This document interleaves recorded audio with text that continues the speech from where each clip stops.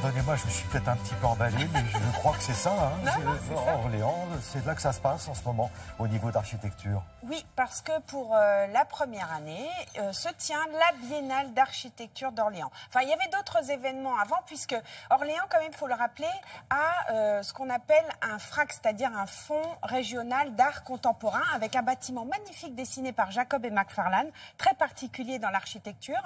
Et dans ce fonds, il y a un mélange de pièces d'architecture et d'art contemporain. Et c'est, je crois, une des plus importantes collections au monde au niveau maquette et pièces d'architecture.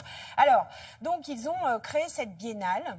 Moi, je trouve ça formidable parce qu'ils couvrent 8 lieux sur Orléans, c'est-à-dire que c'est vraiment une balade dans tout Orléans et proche banlieue.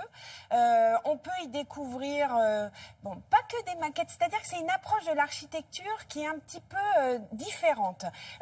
Ils questionnent l'architecte avec une thématique qui est marcher dans le rêve d'un autre. C'est-à-dire que comment on va habiter demain, qu'est-ce qu'on doit faire avec ce qui se passe là, les problématiques climatiques, les problématiques contextuelles, les migrations, etc. Donc c'est quand même assez déroutant, on va dire. Certaines expositions sont fortes.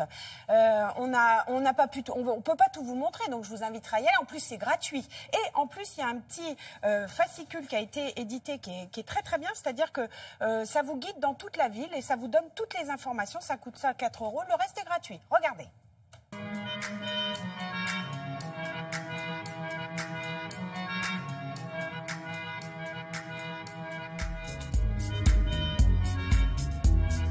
La biennale, elle est répartie dans différents lieux. Il y a à côté de la médiathèque un pavillon noir, assez surprenant, qui est une discussion que 2 jeunes architectes italiens ont engagée avec un architecte décédé, designer, qui s'appelle Sottsass.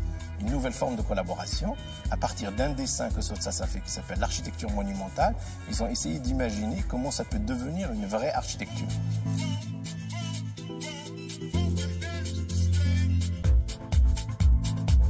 Le deuxième lieu, c'est les turbulences qui se répartit en plusieurs séquences. Il y a une séquence, la première, l'introduction, est dédiée à l'utopie. La seconde, elle est dédiée au paysage. La troisième, à l'architecture. Et puis après, la dernière séquence s'appelle émotion. Entre le paysage, l'architecture et l'émotion, on traverse la monographie de Patrick Bouchain, qui montre les débuts de sa carrière, qui montre comment est-ce que le théâtre est le point de convergence de toute sa pensée, de ses engagements politiques, de son voyage en Afrique. C'est le dernier, c'est un archipel des maquettes et une offre généreuse d'une chose que personne n'a vue jusqu'à maintenant de Patrick Bouchain, qui sont de ses carnets. Quand on sort des turbulences, on se retrouve à la rue Jeanne d'Arc, qui est une rue qui a la particularité d'être faussement droite, parallèle, faite exprès par les urbanistes du 19e siècle, pour accélérer la perspective vers la cathédrale. Et je l'ai utilisé en installant 22 drapeaux dessinés par des architectes espagnols. Le dernier lieu, c'est la collégiale Saint-Pierre-le-Puilier, qui, elle, est destinée à l'après-catastrophe.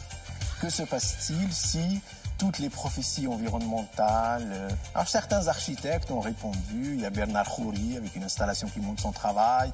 Il y a Didier Faustino qui imagine quasiment un habitat pour cette après-catastrophe. Il y a des actes de résistance comme Maria Guidici. Et il y a la question des migrations qui est très profondément présente. Donc la biennale, elle est travaillée par ça. Nous sommes progressivement en train de sortir d'un régime qui était le nôtre, la distance. Et on rentre maintenant dans un régime de proximité.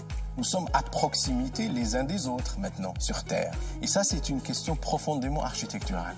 Comment l'architecture peut gérer des espaces sans distance, sans éloignement? Comment elle peut réagir à ces mutations humaines? Donc c'est ça le propos de cette biennale.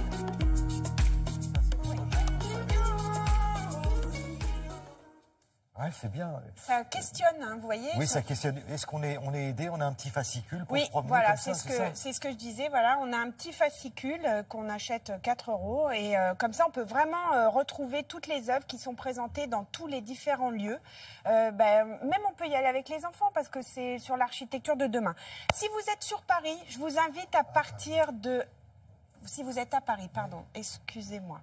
Je vous invite à vous rendre au Salon du patrimoine qui se tient au Carrousel du Louvre à partir de demain, tout le week-end. Voilà. Donc si vous êtes à Paris, pardon. Ouais, c'est parce bien. que je suis Merci de province, beaucoup. alors je montais Merci sur beaucoup, la Sylvie. capitale. Nous continuons.